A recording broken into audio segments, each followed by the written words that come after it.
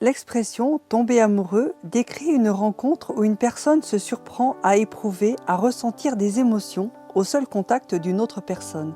Apparaissent alors comme des symptômes la joie, la tendresse, des désirs physiques, un besoin d'attachement et bien d'autres belles choses encore.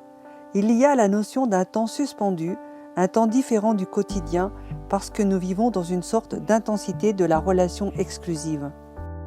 Cependant, aimer dépasse le sentiment amoureux car cela nous entraîne dans un autre temps, un temps maintenant continu et étiré, un temps qu'il faut apprivoiser pour aussi accueillir les déceptions, certaines situations douloureuses, parfois des désillusions. L'amour est un langage de la confiance, parce que chacun a ses propres méfiances, ses propres peurs. Le temps est ami pour construire et installer la sécurité affective par les gestes et les paroles, pour développer une entente et une harmonie.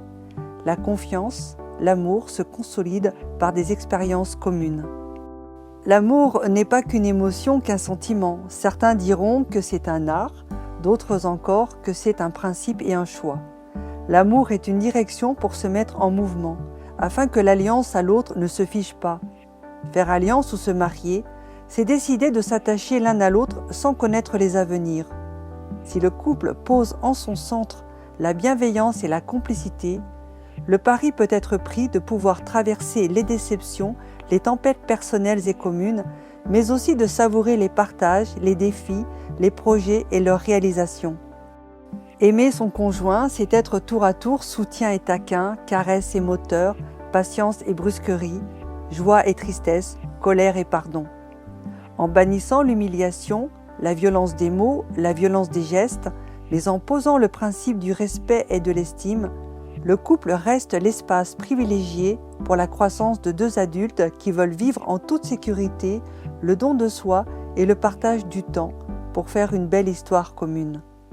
Je vous laisse une citation d'Isabelle Nazar-Agar.